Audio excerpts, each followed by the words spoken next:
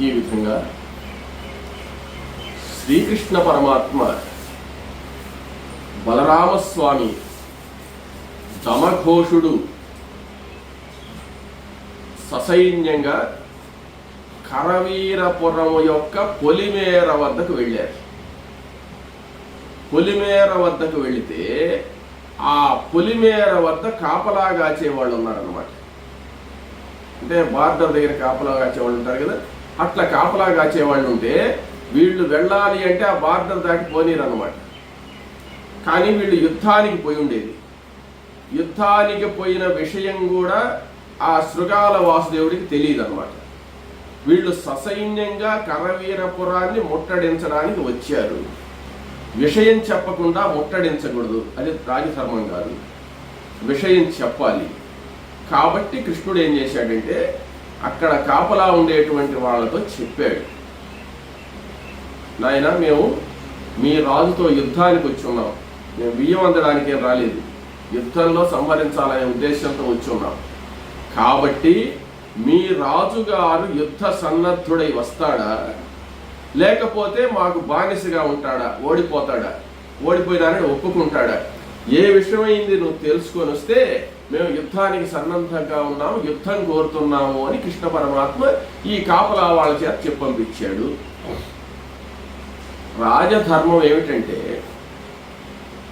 యుద్ధానికి ఆహ్వానించినప్పుడు రాజకులంలో పుట్టిన వాడు యుద్ధానికి రానని చెప్పకూడదు అన్నమాట. యుద్ధానికి రావాలి. అందుకని ఈయన యుద్ధానికి వస్తావా, మేము యుద్ధానికి వచ్చి ఉన్నాము అని చెప్పి పంపించాడు అనమాట. ఇంకొక విషయం కూడా ఏంటంటే జోదానికి పిలిచినప్పుడు ఆహ్వానించినప్పుడు జోదానికి రాను అని చెప్పకూడదు. రాజధర్మాలు కొన్ని ఉన్నాయన్నమాట. అందువల్లే ధర్మరాజును అందరూ కూడా నిందిస్తూ ఉంటారు, పరమ జోదరి అన్నీ పెట్టేశాడు, ఓడిపోయినాడు, మరలా జోదానికి పిలిస్తే పునర్జ్యోతానికి పిలిస్తే వెళ్ళాడు, ధర్మరాజు చేసిన తప్పు కదా అని చాలామంది తెలివి తక్కువ వాళ్ళు మాట్లాడుతుంటారు అనమాట. వీళ్ళందరూ ధర్మరాజు కంటే ధర్మం తెలిసిన వాళ్ళు ఏం కాదు వీళ్ళు మాట్లాడేవాళ్ళు. ధర్మరాజు ధర్మ విగ్రహం, ధర్మం అంటే ఏందో ఆయన తెలియంది లేదు, ధర్మమే ఆయన. కాబట్టి పునర్జ్యోతానికి ఎందుకు వెళ్ళాడు, ఏమిటి, ఆయన చేసిన తప్పు కదా అంటే తప్పు ఏమీ లేదన్నమాట, వెళ్ళాల్సిందే, ఇది ధర్మం. కాబట్టి ఆ ధర్మశాస్త్రాన్ని తెలిసినటువంటి పద్ధతిలో ఉండే రాజు అయితే ఇప్పుడు వీళ్ళు పిలిస్తే యుద్ధానికి వస్తాడు. నేను ఓడిపోయినానని చెప్పి ఒప్పుకోడు అనమాట. మామూలుగా ఎప్పుడు ఒప్పుకోవాలి అంటే యుద్ధం చేసి యుద్ధంలో వాళ్ళని జయించలేకపోతే అప్పుడు ఓడిపోయినానని ఒప్పుకోవచ్చు అనమాట. కాబట్టి యుద్ధానికి రమ్మని కృష్ణ పరమాత్మ పిలిచాడు. ఈ కాపలా వాళ్ళు నేరుగా వెళ్ళి ఆ శృగాల వాసుదేవుడు కూర్చొని ఉన్నాడు సింహాసనం మీద. నేరుగా వీళ్ళు వెళ్ళగానే ఆ భటులు, వీళ్ళు భటులే కాబట్టి లోపలికి వెళ్ళారు. వెళ్ళిన తర్వాత ఏమిటి విషయం అని తెలుసుకుంటే కృష్ణుడు బలరాముడు దమఘోషుడి సహితంగా ససైన్యంగా యుద్ధానికి వచ్చి నిన్ను ఆహ్వానిస్తున్నారు మిమ్మల్ని అని చెప్పాడు అన్నమాట. ఓహో, యుద్ధానికి వచ్చారా, సరే యుద్ధానికి బయలుదేరుతున్నానని చెప్పి మీరు వెళ్ళిపోండి అన్నాడు. వెళ్ళిపోండి అన్నానికి వాళ్ళు వెళ్ళిపోయినారు, కృష్ణుడితో చెప్పారు యుద్ధానికి వస్తాడట అని. సరే ఇంక వాళ్ళు ఆయన వచ్చినాక చూడాలి కదా, ఈ యుద్ధానికి పోవడానికి ఇదేమన్నా పెళ్లి విందుకు వెళ్తున్నాడా, లేకపోతే ఏదన్నా ప్రత్యేకమైన కార్యక్రమానికి పోతున్నాడా. యుద్ధం అంటే ఆయన చాలా సంతోషంగా బయలుదేరాడు అనమాట. బయలుదేరిన తర్వాత ఈ సైన్యాలందరి కూడా సేనానాయకులు వాళ్ళందరూ వచ్చేసి చాలా సైన్యం ఉంది ఆయనకు. అందరూ సంసిద్ధులైపోయి ఏనుగులు, గుర్రాలు, రథాలు సిద్ధం చేశారు. శృగాల వాసుదేవుడు ఏం చెప్పాడంటే మీరు ఎవ్వరూ యుద్ధానికి రావడానికి లేదు, నేను ఒక్కడే వెళ్తాను యుద్ధానికి. ఎందువల్లంటే యుద్ధంలో మీరందరూ మరణించడం నాకు ఇష్టం లేదు, మీరు అనవసరంగా మరణిస్తారు. యుద్ధంలో నేను ఎటు కృష్ణుడిని జయిస్తాను, అది వేరే విషయం. నా వల్ల మీరందరూ కూడా దెబ్బలు తినాల్సి వస్తుంది. కృష్ణుడిని జయించడానికి మీరందరూ అవసరం లేదు, నేను ఒక్కడే చాలు, నేను ఒక్కడే బయలుదేరుతానని చెప్పి ఆయన అంతఃపురంలోకి వెళ్ళాడు. అంతఃపురంలోకి వెళ్ళి కొన్ని వస్తువులు ఆయన ప్రత్యేకంగా ధరిస్తున్నాడు అనమాట. ఏమిటయా అంటే మొట్టమొదట కవచం ధరిస్తున్నాడు. ఈ కవచం అనేటువంటిది రాజలక్షణం ఏమంటే రాజు ధరించకూడదు కవచాన్ని. ఇది మనకు విరాట పర్వం విషయంలో చెప్పున్నాను నేను. విరాట పర్వంలో బృహన్నలుగా అర్జునుడు ఉన్నప్పుడు అర్జునుడిని సారథిగా వెళ్ళమంటారు. సారథిగా వెళ్ళమన్నప్పుడు ఈయన బృహన్నలుగా ఉన్నాడు కదా, ఆ కవచం వేసుకోవడం చేతగా అన్నట్టుగా తిరగదిప్పించి వేసుకుంటాడు అనమాట.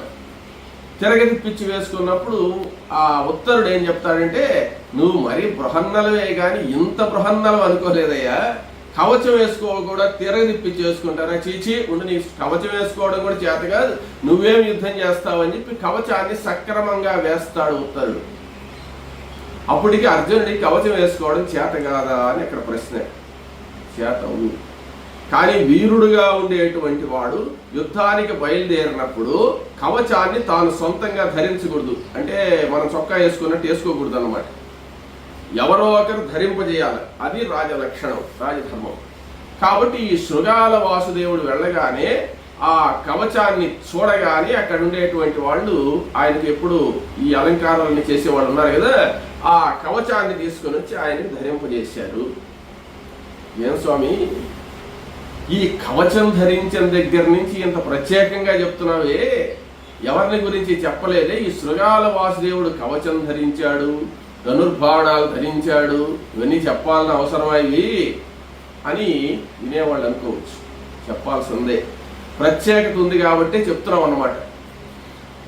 ఈయనకు ఎందువల్ల ఆ యొక్క ఆయుధాలు ధరించేటప్పుడు ప్రత్యేకంగా చెప్తున్నానంటే, ఈ శృగాల వాసుదేవుడికి సూర్య భగవానుడి యొక్క అనుగ్రహం ఉందన్నమాట.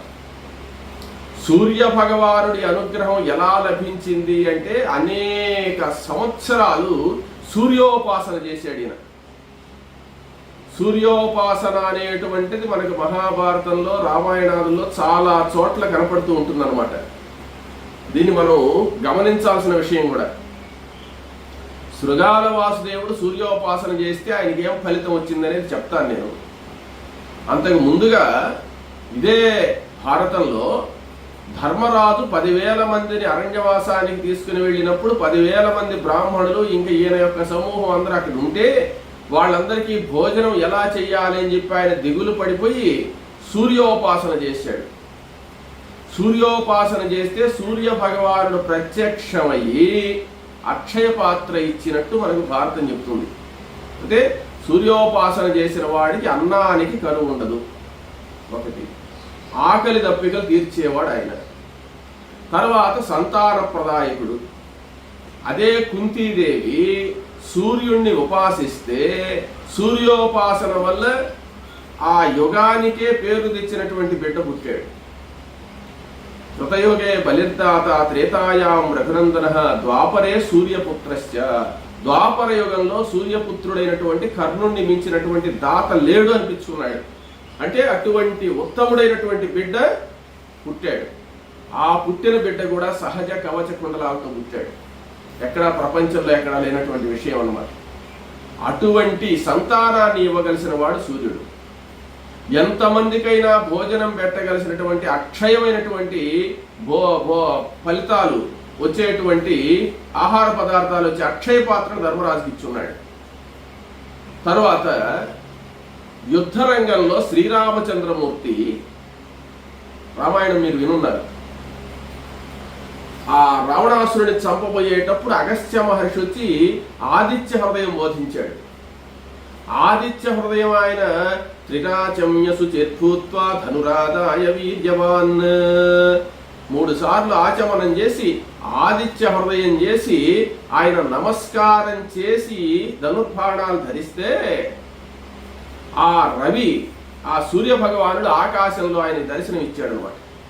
దర్శనమిచ్చి శ్రీరామచంద్రమూర్తికి విజయం లభించేటట్టుగా అభయం ఇచ్చాడు. రామరావణ యుద్ధం జరిగింది. యుద్ధంలో రామచంద్రమూర్తి చేతిలో రావణాసురుడు మరణించాడు. రామరావణయోరి యుద్ధం రామరావణయోరివ గగనం గగనోపమ సాగరం సాగరోపమ. అటువంటి యుద్ధం ఇప్పటి వరకు జరగలేదు, ఇంక జరగబోదు. అటువంటి యుద్ధంలో జయాన్ని ప్రసాదించినటువంటి వాడు సూర్య భగవానుడు. కాబట్టి సూర్యుణ్ణి ఉపాసించి అనేకమైనటువంటి ఫలితాలు పొందిన వాళ్ళు చాలామంది ఉన్నారు. అదేవిధంగా ప్రతి బ్రాహ్మణుడు కూడా ఉదయం లేచిన తర్వాత త్రికాల ఉదయాన్నే సంధ్యావందనం చేసి, మధ్యాహ్న సంధ్యావందనం చేసి, సాయంత్రం సంధ్యావందనం చేయాలి. ఎవరు చేస్తున్నారు? ఎవరు ఉపాసిస్తున్నారు? అసలు సంధ్య అంటే ఏమిటి అని అడిగేవాళ్ళు కూడా తయారైపోయినారు అన్నమాట. ఇక్కడ శృగాల దేవుణ్ణి గురించి ఇంత వివరంగా ఎందుకు చెప్తున్నానంటే, శ్రీకృష్ణ పరమాత్మ పొలిమేర దగ్గరకు వచ్చి ఆయన యుద్ధానికి రాని పిలుస్తున్నాడంటే, శ్రీకృష్ణ పరమాత్మ అంటే ఎవరు? సాక్షాత్ శ్రీ మహావిష్ణువు, సాక్షాత్ ఆదిశేషుడే బలరాముడు. వాళ్ళు పొలిమేరలోకి వచ్చి పిలిపించి నువ్వు యుద్ధానికి రాని పిలుస్తున్నారంటే ఈయనలో ఎంత శక్తి ఉండాలి, ఎంత మహానుభావుడై ఉండాలి, ఎంత తపశ్శక్తి సంపన్నుడై ఉండాలి, ఎంత దైవానుగ్రహం కలిగిన వాడై ఉండాలో చెప్తున్నాను అన్నమాట. అప్పుడు ఈ సూర్యోపాసన అనేటువంటిది ప్రతి ఒక్కరూ కూడా కానీ చేయగలిగితే, నమస్కార ప్రియో భానుము, ఆయనకి ఏం చేయాల్సిన అవసరం లే. నువ్వు టెంకాయలు గుట్టి, హారతులు ఇచ్చి, పొంగళ్ళు చేసి, హల్వాలు చేసి నైవేద్యం పెట్టబల్లే, పాలు పెట్టబల్లే, నమస్కారం చేయవా చాలు అంటాడు. నమస్కారం అంటే ఏమిటి? ఊరికే దండం పెట్టడం అని కాదు, దశేంద్రియాలను నా స్వాధీనం చేయమని. నమస్కారం పెట్టినప్పుడు 10 ఏళ్ళు ఇట్టుంటాయి. ఆ 10 ఏళ్ళు ఇట్ట పెట్టి నమస్కారం చేస్తే 10 దశేంద్రియాలు నీ స్వాధీనం చేస్తున్నాను స్వామి, నన్ను కాపాడు అని చెప్పడం అన్నమాట. ఆ విధంగా సూర్యోపాసన చేసినటువంటి వాళ్ళందరూ కూడా లక్షణంగా ఉంటారు, దివ్య తేజస్సుతో పోతుంటారు. బ్రహ్మజ్ఞానం కూడా ఆయన వల్ల లభిస్తుంది అనమాట. సూర్యుని గురించి ఎందుకు చెప్తున్నారంటే, ప్రత్యక్ష దైవం సూర్యుడే. సూర్యుణ్ణి గాని మనం ఆరాధించగలిగితే సకల దేవతలను పూజించినట్టు. ఒక్కసారి అందరూ కళ్ళు మూసుకొని ఆలోచించి చూడండి, ఉదయాన్ని ఒక్కసారన్నా సూర్యుడికి దండం పెడుతున్నాము మనము. నాకు ఏం పనులు కావడం లేదు, మేము కష్టాల్లో ఉన్నాము, మాకు ఏది అనుకున్నా జరగడం లేదంటే మనం ఏం చేస్తున్నాం కాబట్టి దేవుడు మనకు సహాయం చేయాలి.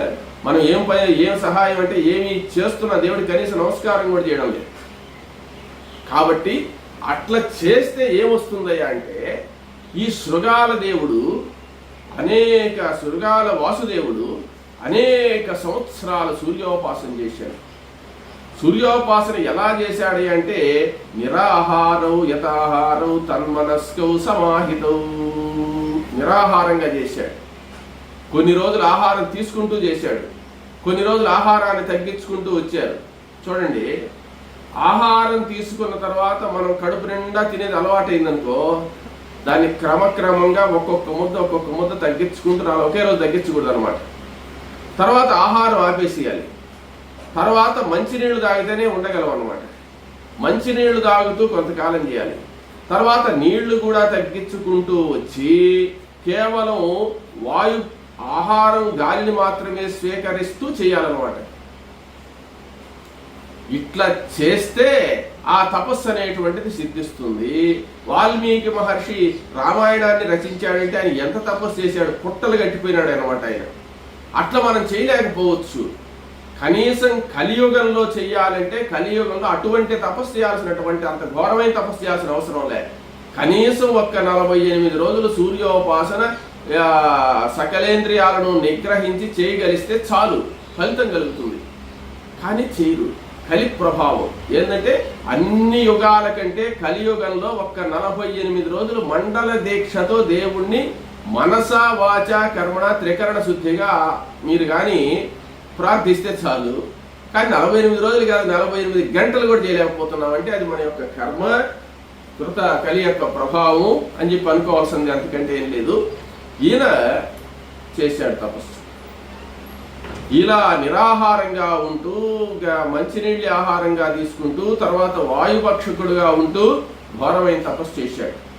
ఘోరమైనటువంటి తపస్సు చేసిన తర్వాత ఒకానొక రోజు సూర్య భగవానుడు ప్రత్యక్షమైనాడు అనమాట. సూర్య భగవానుడు ప్రత్యక్షం అవడం అంటే సూర్యమండలం కనపడుతూనే ఉంటుంది మనకు, కానీ సూర్యుడు కనపడ్డు. ఆయన కనపడాలంటే ఆయనే రూపం ధరించి మన దగ్గరికి రావాలి. రూపం ధరించి సప్తాశ్వరథమారూఢం ప్రచండం కశ్యపాత్మజం, కశ్యపాత్మజుడైనటువంటి ఆయన రథంలో, దివ్య రథంలో ఆ యొక్క శృగాల వాసుదేవుడికి దర్శనమిచ్చాడు.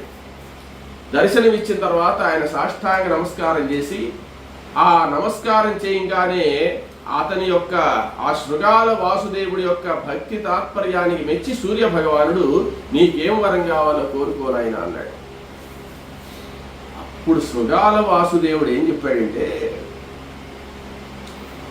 నాకు ఏ వరం అవసరం లేదు, నాకు ఏది అవసరమో అది మీరే ఇవ్వండి అని చెప్పాడు అన్నమాట. అది మంచి కోరిక. ఏమంటే ఏది అవసరమో అది ఆయన ఇస్తాడు. అప్పుడు ఆయన ఏం చెప్పాడంటే, చెయ్యిలా అన్నాడు. ఇలా అనేటోటికి ఒక దివ్య తేజస్సు వచ్చింది ఆ చేతిలో నుంచి. శృగాల వాసుదేవుడి ముందు ఒక కవచం, ఒక ధనస్సు, ఒక బాణం, ఒక కత్తి, ఒక రథం, ఇది వచ్చేసి అంటే దివ్యమైనటువంటి రథం ఒకటి వచ్చింది. ఆ దివ్య రథం ఎలా ఉన్నదయా అంటే, పచ్చగా బంగారంతో పూత వేయబడి, బంగారంతో చేయబడినటువంటి రథము, దాని మీద వజ్ర వైఢూర్యములతో మరకత మాణిక్యాలతో చెక్కబడినటువంటి అలంకారాలు ఉన్నాయి. దివ్య తేజస్సుతో ఆ మణులతోనే ప్రకాశిస్తుంది ఆ యొక్క రథం. దాంట్లో ఈ యొక్క ధనస్సు, ఈ యొక్క బాణము, కత్తి, కవచం అన్నీ ఉన్నాయన్నమాట.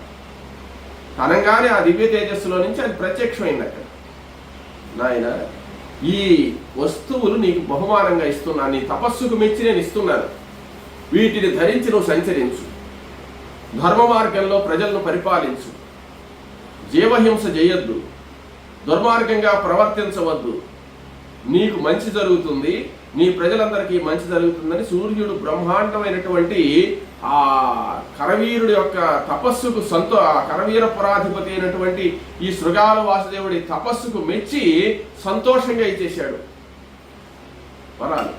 వరాలు ఇచ్చి ఆయన అదృశ్యమైపోయినాడు.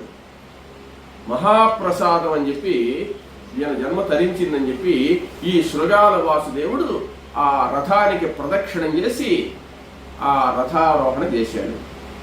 ఆ గుర్రాలు ఉన్నాయి, ఆ గుర్రాలు 4 గుర్రాలు ఉన్నాయన్నమాట. దానికి ఎలా ఉన్నాయి అంటే బంగారు ఛాయలో ఉన్నాయట. ఆ గుర్రాలు కూడా పసుపు పచ్చగా ఉన్నాయి గుర్రాలు.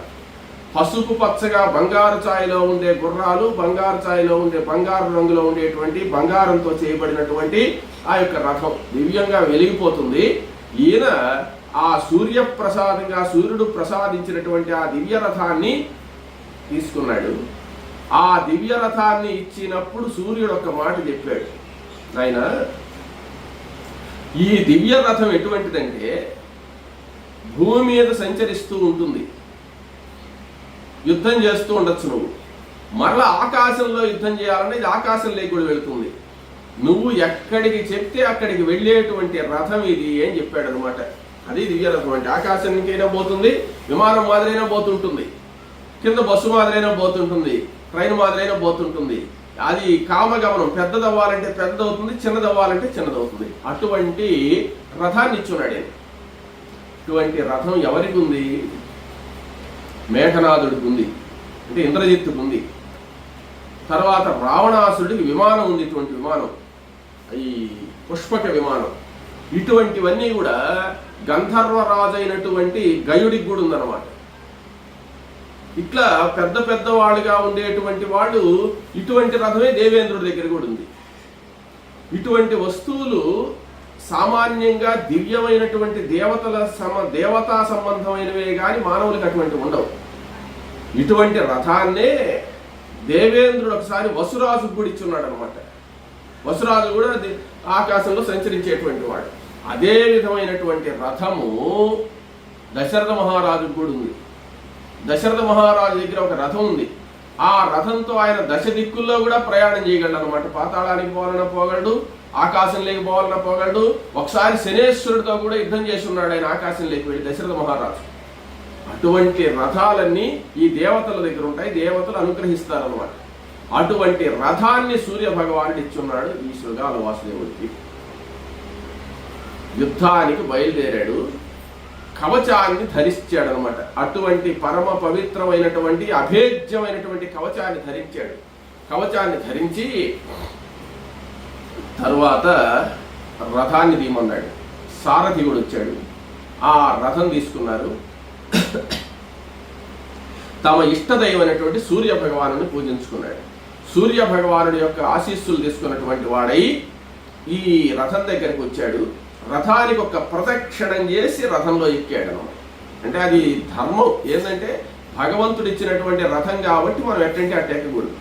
ఆ రథాన్ని అధిరోహించాడు. ఇంకా ఆయన ఆభరణాలన్నీ ధరించాడు, కిరీటాది ఆభరణాలన్నీ కూడా ధరించున్నాడు.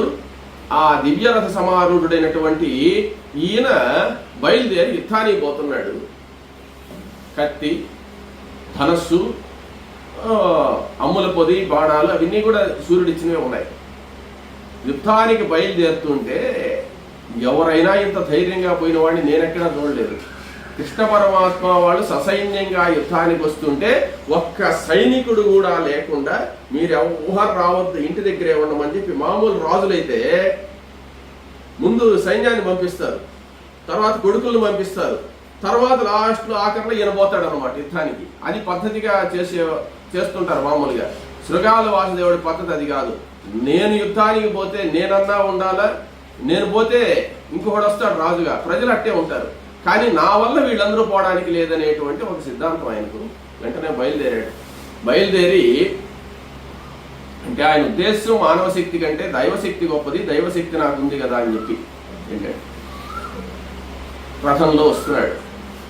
రథంలో ఎలా ఉన్నాడయ్యా అంటే శృగాల వాసుదేవుడు కోటి సూర్య ప్రభాభాషితుడై ప్రకాశిస్తున్నాడు. 1000 మంది సూర్యుళ్ళు ప్రకాశించినట్టు ప్రకాశిస్తున్నాడు. అమితమైన వెలుగు అన్నమాట ఆయనలో.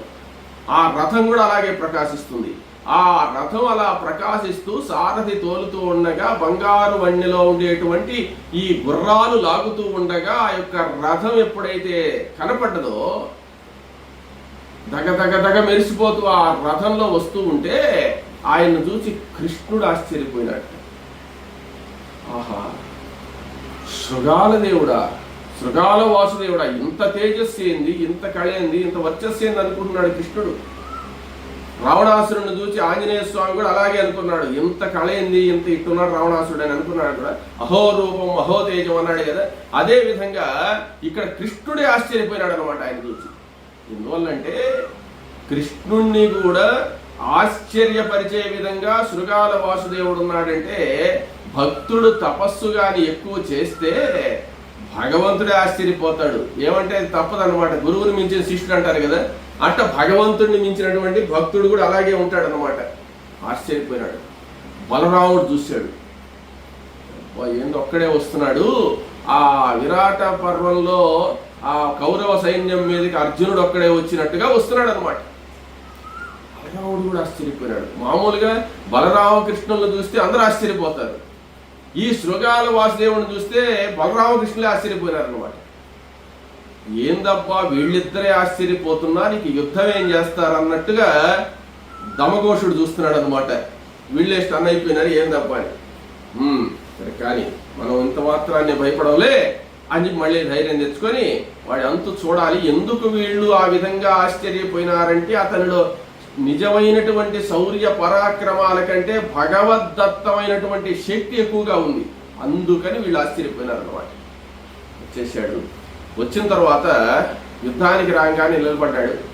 ధైర్యం చేసుకొని వీళ్ళందరూ కూడా దమఘోషుడు వీళ్ళందరూ కూడా సిద్ధంగా ఉన్నారు యుద్ధానికి. ఎవరు యుద్ధం చేయాల్సినటువంటి అవసరం లేదు. ఆయన వచ్చి నిలబడ్డాడు. నిలబడ్డ తర్వాత ఆ రథాన్ని చూసినటువంటి వాడై కృష్ణ పరమాత్మ ఆ శృగాల వాసుదేవుడి ఎదురుగా తన రథాన్ని సారథిని తోలమన్నాడు. దమఘోషుడు ఇచ్చినటువంటి రథాల్లో ఇద్దరు ఉన్నారు కదా బలరామకృష్ణులు. కృష్ణ పరమాత్మ పోయి ఎదురు నిలబడ్డాడు. బలరాముడు వాళ్ళందరూ పక్కన ఉన్నారు. అప్పుడు శృగాల వాసుదేవుడు అంటున్నాడు, కృష్ణ ఇది ధర్మయుద్ధం అంటే అన్నాడు. ఇది ధర్మయుద్ధం అంటే నేను ఒక్కడనే వచ్చాను. ఒక్కడనే వచ్చినప్పుడు మీరందరూ కలిసి నన్ను చంపేయచ్చు. లేదు, నీవు ధర్మంగా ప్రవర్తిస్తున్నావు, నీవు ధర్మయుద్ధానికి పూనుకున్నావు అంటే నాకు చాలా సంతోషంగా ఉంది. ముఖాముఖి ఇప్పుడు మన ఇద్దరమే యుద్ధం చేస్తాం కానీ అన్నాడు. యుద్ధం చేస్తాం కానీ అన్న మాటలు ఎక్కువ దేనికి, కార్యక్రమంలో ప్రతాపాన్ని చూపించవయ్యా అన్నాడు కృష్ణుడు. వెంటనే ధనస్సు తీసుకుని, సూర్యుడు ఇచ్చినటువంటి ధనస్సు తీసుకుని ఒకేసారి 1,00,000 బాణాలు ప్రయోగించాడు. ఒకేసారి 1,00,000 బాణాలు ప్రయోగించాడు కృష్ణుడి మీద. కృష్ణుడు వెంటనే ఆ 1,00,000 బాణాలను 78 బాణాలతో కట్ చేసేసాడు అన్నమాట. అవన్నీ ఇరిగిపోయినాయి. అంటే ఇక్కడ సూర్యుడి శక్తి కంటే శ్రీ మహావిష్ణువు శక్తి ఎక్కువ అని అర్థం అన్నమాట. ఏమంటే సూర్యమండల మధ్యవర్తి నారాయణ సరసిజాసన సన్నివిష్ట కేయూరవాన్ మకర కుండలవాన్ కిరీటిహారి హిరణ్మయ వపు ధృత శంఖ చక్ర గదాపాడే ద్వారకా నిలయాచ్యుత గోవింద పుండరీకాక్ష రక్షమాం శరణాగతి. ఆయన సూర్య భగవానులో ఉండే శక్తి ఇక్కడ ఉండేది అనమాట. ఎదాడు ఆ లక్ష బాణాలు ప్రయోగించే అంత శక్తి సూర్య భగవానుడు ఈయనకిస్తే, లక్ష బాణాలను 78 బాణాలతో వాటిని ఉపసంహరించేశాడు, ఆయన కొట్టేశాడు. సరే, వెంటనే ఒక్క 50 బాణాలు ఈయన ప్రయోగించాడు. 50 బాణాలు ప్రయోగిస్తే ఆయన ఆ 50 బాణాలను కూడా ఒక్క బాణంతోనే ఇది చేశాడు. ఏం కాలేదు కృష్ణుడికి, మామూలుగా ఉన్నాడు. అందరూ యుద్ధం చూస్తున్నారు, సైన్యం అంతా. ఒక్కరు కూడా విశేషమైందే ఈ యుద్ధంలో అంటే ఆ శృగాల వాసుదేవుడి వైపు నుంచి ఆయన యొక్క బాణం తప్ప పక్క వేరే బాణాలు రావు, సైన్యమే లేదు. ఇక్కడ సైన్యం ఉన్నా కూడా మొత్తం గమ్మునున్నారే కానీ ఎవ్వరు యుద్ధం చేసేదానికిలా. కృష్ణుడు శృగాల వాసుదేవుడే యుద్ధం చేస్తున్నారు. ఇప్పుడు యామ్యాస్త్రాన్ని ప్రయోగించాడు. అంటే ఈ అస్త్రశస్త్రాల యొక్క విషయం మనం చూడాల్సినటువంటి విషయం అన్నమాట. యామ్యాస్త్రం అంటే యమధర్మరాజుకు సంబంధించినటువంటిది. ఆ యామ్యాస్త్ర ప్రయోగం ఎప్పుడైతే యామ్యాస్త్రాన్ని అంటే ఇక్కడ తపస్సుకు భగవంతుడికి మధ్య యుద్ధం జరుగుతుందన్నమాట. యామ్యాస్త్ర ప్రయోగం చేయగానే ఆ దివ్యాస్త్రం ఆకాశం లేకపోయినటువంటిదై అనేక మంది యమధర్మరాజులు పాశాలను ధరించి వికటాట్టహాసం చేస్తూ కృష్ణుడిని కబళించడానికి వస్తున్నారు అన్నమాట. కొన్ని లక్షల మంది యమధర్మరాజులు వస్తున్నారు. ఒక యముడితోనే మనం ఏగలేం, ఇంతమంది యముళ్ళు ప్రాణం తీయడానికి వస్తున్నారే అని అప్పుడు ఆయన ఒక దివ్యాస్త్రాన్ని ప్రయోగించాడు. ఆ దివ్యాస్త్రం పేరు చెప్పలేదు ఇక్కడ, అది రహస్యం, అది కృష్ణుడి తప్ప ఇంకొకరికి తెలియదు అనమాట. ఆ దివ్యాస్త్రం ప్రయోగించేటోటికి ఈ యమధర్మరాజులందరూ కూడా మళ్ళీ బాణంలోకి వెళ్ళిపోయి మళ్ళీ మామూలు బాణం అయిపోయి పడిపోయింది. దీన్ని జయించే విధానం కూడా తెలుసా మీకు అని చెప్పి వెంటనే రుద్రాస్త్రం ప్రయోగించాడు. ఆ రుద్రాస్త్రం అంటే ఈశ్వర సంబంధమైనటువంటిది. ఎందుకు ఈ అస్త్రాలు రెండు ప్రయోగించాడో తెలుసా? అంటే అస్త్ర ప్రయోగాలు మనం అర్థం చేసుకుంటూ పోవాలి. యమధర్మరాజు ప్రాణాలు తీసేవాడు. మొట్టమొదటి యమధర్మరాజుకు సంబంధించిన ప్రయోగిస్తే ఆయన దాన్ని ఏం నిష్ప్రయోజనం అయ్యేటట్టు చేశాడు. ఈసారి ఈశ్వర సంబంధమైన రౌద్రాస్త్రాన్ని ప్రయోగించాడు. రౌద్రాస్త్రం అంటే ఏంది? ప్రళయకాలంలో ఈయన ఈ యొక్క రుద్రుడనేటువంటి వాడు సృష్టి స్థితి లయాల్లో లయకర్త. మొత్తం ప్రపంచాన్నంతా లయం చేయగలిసినటువంటి వాడు ఈశ్వరుడు. ఆ రౌద్రాస్త్రాన్ని ప్రయోగిస్తే ఆ రౌద్రాస్త్రం వల్ల ఆకాశంలోకి వెళ్ళగానే ఆకాశంలో నుంచి కొన్ని కోట్ల మంది ఈశ్వరులు త్రిశూలాలు ధరించి వస్తున్నారు కృష్ణుడి మీద. ఈ అస్త్రాన్ని ఎట్లా, దానికి ఎదురు అస్త్రం కూడా ఎవరికి తెలియదు, దానికి తిరుగులేదన్నమాట. అటువంటి అస్త్రాన్ని ఏదో ప్రయోగించి ఆయన ఉపయోగించాడు కృష్ణుడు. అక్కడ కూడా ఏం మంత్రం చెప్పాడనేది చెప్పలేదన్నమాట. అది పరమాత్మకే తెలియాలి, మనకు తెలియదు. ఆ దివ్యాస్త్రం వచ్చేటోటికి ఈ ఈశ్వరులందరూ కూడా వెనక్కి వచ్చేసి త్రిశూలం ధరించిన ఈశ్వరులందరూ ఈ బాణం లేకపోయారు. కొత్త బాణం అయిపోయి కింద పడిపోయి చూచాడు శృగాల దేవుడు. మొత్తం ఈ రాజులే కాదు, మొత్తం దేవతలందరూ వచ్చి చూస్తున్నారు ఈ యుద్ధాన్ని. ఆశ్చర్యమైనటువంటి యుద్ధం అన్నమాట ఇది. ఎంతో సులభంగా మన శృగాల దేవుడు ఒక దెబ్బతో కొట్టేసి పోతాడు కదా అనుకుంటున్నాం. కానీ ఆ యుద్ధాన్ని వివరణగా కానీ చూస్తే ఇంత విషయం ఉందన్నమాట దాంట్లో. అప్పుడు ఆయన ఏం చేశాడంటే ఆ వింటి నారిని కృష్ణుడు ధనస్సుతోనే యుద్ధం చేస్తున్నాడు. కృష్ణుడి యొక్క విల్లు ఇటువంటి బాణాలు ప్రయోగిస్తున్నాడు కాబట్టి విల్లు విరిచేయాలనుకున్నట్టు. విల్లు విరిచేయాలని చెప్పి ఒక బాణం ప్రయోగించే లోపల అది గమనించినటువంటి కృష్ణ పరమాత్మ ఆయన బాణ ప్రయోగం చేసే లోపలే ఈయన బాణ ప్రయోగం చేసి ఈ శృగాల వాసుదేవుడి యొక్క ఆ అల్లిత్రాడు విరిగేటట్టు, ధనస్సు విరిగిపోయేటట్టు చేసేసాడు. ఈయన విల్లు విరిగిపోయింది. విరిగిపోయిన తర్వాత ఆయన ఏం చేశాడంటే మరలా ఇంకో ధనస్సు తీసుకున్నాడు. మరలా ఇంకొక ధనస్సు తీసుకొని 80 బాణాలు గుర్తుపెట్టి కొట్టాడు. 80 బాణాలు వస్తున్నాయి కదా నన్ను చంపడానికి అని కృష్ణుడు అనుకునే లోపల ఆ 80కి బదులు గుంపులు గుంపులుగా వదిలేశాడు అనమాట బాణాలు. ఆయన చంపేయాలి కృష్ణుడే. అప్పుడు ఆయన ఏం చేశాడంటే ఆ బాణాలన్నిటినీ కూడా సంహరించేటువంటి ఒక బాణాన్ని ప్రయోగించాడు. ఒకే బాణంతో ఆ గుంపులుగా ఉండే బాణాలన్నీ అదృశ్యమైపోయాయి అనమాట.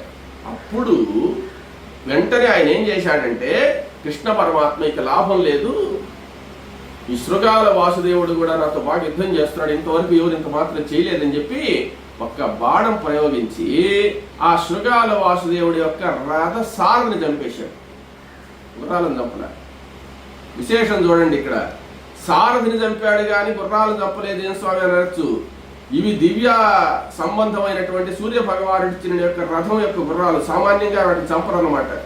ఆ సారథి ఈయనవాడే, ఈయన మనిషే. సారథిని చంపేశాడు.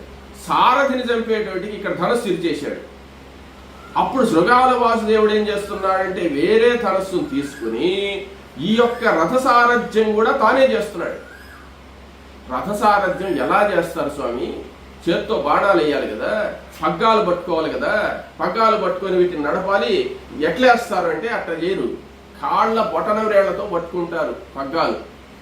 2 కాళ్ళతో పగ్గాలు పట్టుకొని గుర్రాలను తోలుతూ ఇక్కడ మళ్ళీ గురి తప్పిపోకుండా వీళ్ళతో యుద్ధం చేస్తారు. అది సాధన వల్ల వచ్చేది, అందరూ చేయలేరు అన్నమాట.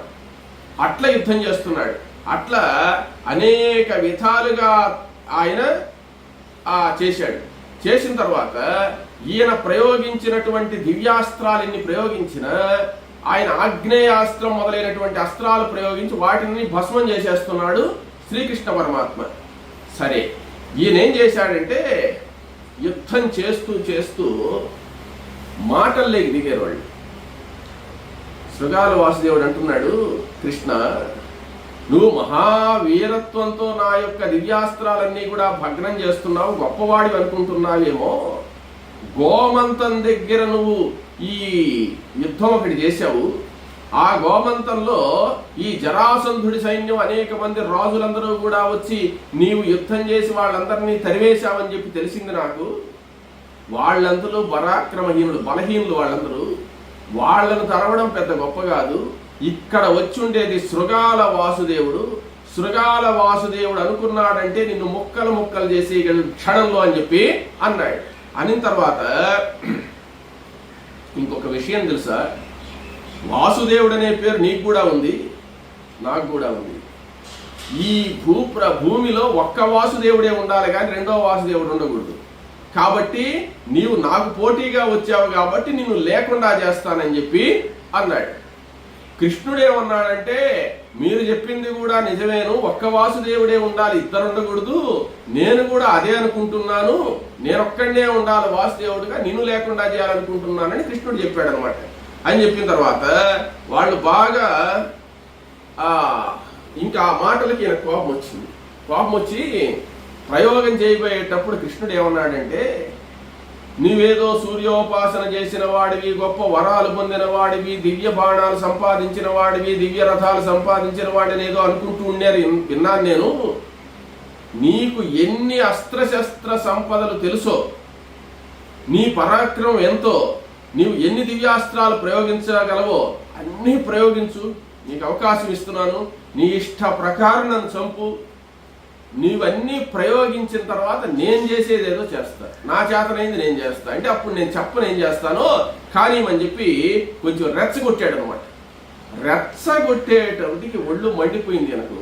ఎంతబ్బా యుద్ధం చేస్తుంటే ఇంత ఎగతాళిగా మాట్లాడుతున్నాడని చెప్పి అప్పుడు ఒక దివ్యాస్త్రం తీసుకున్నాడు. ఆ దివ్యాస్త్రాన్ని అభిమంత్రించినటువంటి వాడై ఆకాశంలోకి వదిలాడు శృగాల వాసుదేవుడు. ఆ అస్త్రం ఎలా ఉన్నదయ్యా అంటే ఒక్క బాణమే వేసింది. ఆ ఒక్క బాణంలో నుంచి కొన్ని లక్షల ముళ్ళ గదలు వచ్చాయి, కొన్ని లక్షల మామూలు గదలు వచ్చాయి, కొన్ని లక్షల గొడ్డళ్ళు, కొన్ని లక్షలైనటువంటి గదలు, కొన్ని లక్షల కత్తులు, కొన్ని లక్షల శక్తులు, ఇవన్నీ వచ్చి ఆకాశం అంతా నిండిపోతే ఆకాశం అంతా గాఢాంధకారమైన చీకటి అయిపోయిందట. కళ్ళు కనపడినంత చీకటి అయిపోయింది. ఆ చీకటి అయిపోయినప్పుడు ఆ ప్రయోగానికి ఆశ్చర్యపోతున్నారు దేవతలందరూ కూడా. అప్పుడు శ్రీకృష్ణ పరమాత్మ ఈ వీడు బాగా చెలరేగాడు, ఇంకా లాభం లేదని చెప్పి ఆ గాఢాంధకారమైనటువంటి పరిస్థితిని చూసినటువంటి వాడై శ్రీకృష్ణ పరమాత్మ ఒక్క బాణాన్ని సంధించాడు. ఆ బాణం వీడు ప్రయోగించినటువంటి అస్త్ర శస్త్రాల్లో నుంచి వచ్చినటువంటి ఆ గొడ్డళ్ళు, త్రిశూలాలు, ఈ యొక్క పరిఘలు, గదలన్నిటిని కూడా మింగేసిందనమాట. అది ఎప్పుడు మింగేసి గమ్మును పక్కకు పోయిందో మరలా పట్టపగులాల సూర్యుడు ప్రకాశిస్తున్నాడు. అప్పుడు చూశాడు, వాసుదేవ, శృగాల వాసుదేవ, నీ శక్తి అంతా అయిపోయింది కదా, నీ దగ్గర ఉండేవన్నీ ప్రయోగించావు కదా, నాకేం కాలేదు కదా, ఇప్పుడు నేను ఒక పని చేయబోతున్నాను, నువ్వు కాపాడుకో నీ శరీరాన్ని అని చెప్పి అప్పుడు ఏం చేశాడంటే శ్రీకృష్ణ పరమాత్మ చెయ్యిలా అన్నాడు. సుదర్శన చక్రం వచ్చింది. సుదర్శన చక్రాన్ని ధరించినటువంటి కృష్ణ పరమాత్మ, వాసుదేవ, నీవుంటావో నేనుంటానో, ఈ ఒక్కసారి యొక్క చక్రాయుధాన్ని పట్టి నువ్వు రక్షించుకో నీ శరీరాన్ని అని చెప్పి అభిమంత్రించి సుదర్శన చక్రాన్ని వదిలాడు. ఆ సుదర్శన చక్రం ఆ రథంలో ఉండేటువంటి శృగాల వాసుదేవుడు వైపుగా వస్తూ ఉంటే ఆ శృగాల వాసుదేవుడు ఆ చక్రాన్ని ఏం చేయలేక సూర్యనామస్మరణ చేస్తున్నాడు అన్నమాట. ఆ సూర్య భగవానుడే ఈ విష్ణువు, ఈ విష్ణువే ఆ సూర్య భగవానుడు అనే విషయం అర్థమైంది. తనకు మోక్షాన్ని ఇయ్యడానికి సిద్ధమైనాడు భగవంతుడు, నాకు ఎలాంటి ఆపద లేకుండా దివ్యమైనటువంటి జీవితాన్ని ఇచ్చాడు, తనను తాను కలుపుకుంటున్నాడని చెప్పి సంతోషంతో ఈ విధమైనటువంటి భక్తి తాత్పర్యంతో ఉన్నాడు శృగాల వాసుదేవుడు. చూసే వాళ్ళందరూ ఈ పరమ దుర్మార్గుడు చావాలనుకుంటున్నారు. ఆ చక్రాయుధం నేరుగా వచ్చినటువంటిది ఆ శృగాల వాసుదేవుడి యొక్క కంఠాన్ని ఖండించేసి శిరస్సు వేరుగా, మొండెం వేరుగా పడిపోయిన తర్వాత ఈ చక్రం తిరిగి వెళ్ళినటువంటిది ఆ శ్రీకృష్ణ పరమాత్మ చేతిలో యథాస్థానంలోకి వెళ్ళి ప్రకాశిస్తూ ఉన్నదట. దేవతలందరూ విస్తుపై చూస్తున్నారు. విస్తుపై చూసేటప్పుడు ఆ శృగాల వాసుదేవుడు తలవేరు, మొండెం వేరుపై భూమి మీద పడిపోయినాడు. తమఘోషుడు కూడా ఆశ్చర్యంగా చూస్తున్నాడు కృష్ణ పరమాత్మ యొక్క పరాక్రమాన్ని. బలరాముడు కూడా చూస్తున్నాడు. ఇక దేవతలందరూ కూడా కృష్ణ పరమాత్మ మీద పుష్పవృష్టి కురిపించారు. ఇదొక మహత్తరమైనటువంటి ఘట్టము. ఈ ఘట్టం అయిన తర్వాత అందరూ సంతోషించారు. ఒక్క సైనికుడు కూడా దెబ్బతినలేదు. ఒక్క ఏనుగు గాని, గుర్రం గాని ఎవ్వరూ దెబ్బతినలే. ఆ వైపు వాళ్ళు, ఈ వైపు వాళ్ళు ఒక్కరు కూడా దెబ్బతినకుండా ఒక్క శృగాల వాసుదేవుడు మాత్రమే మరణించాడు. తర్వాత ఆయన దివ్యలోకాలకు వెళ్ళిపోయినాడు. శ్రీకృష్ణ పరమాత్మ చేతిలో మరణించడం అంటే దివ్యలోకాలకు పోవడమే కదా, ఇంక మళ్ళీ వేరే చెప్పాల్సిందేముంది. తర్వాత అక్కడి నుంచి బయలుదేరి ఈ యొక్క బలరామకృష్ణులు మధురా నగరం వైపు బయలుదేరారు రథాల్లో. దమఘోషుడు చేది దేశానికి అక్కడి నుంచి సెలవు తీసుకుని, కృష్ణుడి యొక్క మేనమామే కదా, ఆయన మేనత్త మొగుడేనమాట, పోయి వస్తానని చెప్పి ఆ ససైన్యంగా ఆయన వెళ్ళిపోయినాడు. బలరామకృష్ణులు మాత్రం ఇద్దరు రథాల్లో బయలుదేరి మధురా నగరం దగ్గరికి వచ్చారు. మధురా నగరం దగ్గర పొలిమేర్ల దగ్గరికి వచ్చిన తర్వాత ఈయన పాంచజన్యాన్ని పూరించాడు కృష్ణ పరమాత్మ. చాలా రోజులైంది కదా పోయి.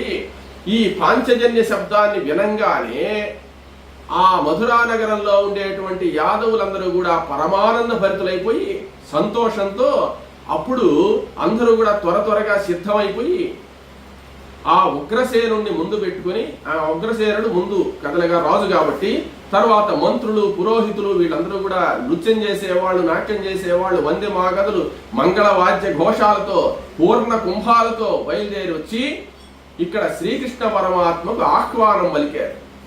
ఆహ్వానం పలికి పూర్ణ కుంభాలతో ఈ బ్రాహ్మణోత్తములందరూ కూడా వేద మంత్రాలు చెప్తూ ఉండగా, మంగళతూర్య ఘోషాలన్నీ కూడా వాయిస్తూ ఉండగా, ఈ నృత్యం చేసేటువంటి వాళ్ళందరూ నృత్యం చేసి ఆయన సంతృప్తి పరుస్తూ ఉండగా, పూల వర్షం ఆయన మీద కురిపిస్తూ ఆ బలరామకృష్ణులను మధురా నగరంలోకి ఆహ్వానం చేసి తీసుకుని వచ్చారు ఆ ఉగ్రసేన మహారాజు మొదలైన వాళ్ళు. వచ్చిన తర్వాత సంతోషంగా ఆ దేవకీ వసుదేవులకు నమస్కారం చేశారు బలరామకృష్ణులు. ఆ దేవకీ వసుదేవులిద్దరూ కూడా పరమానంద భరితులై బలరామకృష్ణులను దీవించారు. ఈ వసుదేవుడు మాత్రం కృష్ణుణ్ణి, ఆ యొక్క బలరాముణ్ణి కౌగిలించుకుని అనేక విధాలుగా లాలించి సంతోషపడ్డాడు. ఆ విధంగా ఈ పరాజయం పొంది ఈ యొక్క ఆ రాక్షసులైనటువంటి జరాసంధుడు మొదలైనటువంటి వాళ్ళు పరాజితులై వెళ్ళిపోయిన తర్వాత వీళ్ళందరూ కూడా వచ్చారు. ఇక మనకు ఇబ్బందే లేదు, కృష్ణ పరమాత్మ వల్ల రాజ్యం సస్యశ్యామలంగా ఉందని అందరూ సంతోషిస్తూ ఉన్నారు. ఇక్కడ మధురానగరంలో హాయిగా జీవిస్తూ ఉన్నారు. బలరామకృష్ణులతో చేరి ప్రజలందరూ కూడా రేపల్లెలో గోపికలు వాళ్ళు ఆ విధంగా ఉన్నారు. జరాసంధుడికి మాత్రం నిద్ర పట్టడం లేదు. జరాసంధుడు నాకు అవమానం జరిగింది కాబట్టి కృష్ణుణ్ణి ఎలాగైనా సంహరించాలని కొన్ని మాయోపాయాలతో ఆలోచిస్తూ ఉన్నాడు. జనమేజయ మహారాజా అని చెప్పి వైశంపాయనుల వారు ఈ యొక్క కథను ఉత్తర హరివంశంలోని ఈ సప్తమాశ్వాసాన్ని చెప్తూ ఉన్నాడు. ఉత్తర హరివంశంలోని ప్రథమాశ్వాసాన్ని చెప్పాడు. ఆ ప్రథమాశ్వాసాన్ని పూర్తి చేస్తున్నాడు. వినుత భువన రోద్వేగ విస్తీర్ణగేహ వినత భరిత విశ్వాపేక్ష విద్వత్ ప్రతీక్ష దనద సదృశ దానోదాత్త దాక్షిణ్య చిత్త ధనీక సుజన ధర్మాధ్యక్ష ధన్య స్వపక్ష. ఇది శ్రీ శంకర స్వామి సంయమీశ్వర చరణ సరోర్హధ్యానానంద సౌందర్యతుర్య శ్రీ సూర్యనారాయణ సుకవి సంభవ శంభుదాస లక్షణాభిధేయ ఎర్రయ నామధేయ ప్రణీతం వైన హరివంశంబు ఉత్తర భాగంబునందు ప్రథమాశ్వాసము. ఇక రేపు ఈ హరివంశంలో ద్వితీయాశ్వాసం, ఉత్తర హరివంశంలో ద్వితీయాశ్వాసంలోకి ప్రవేశిస్తాం. స్వస్తి.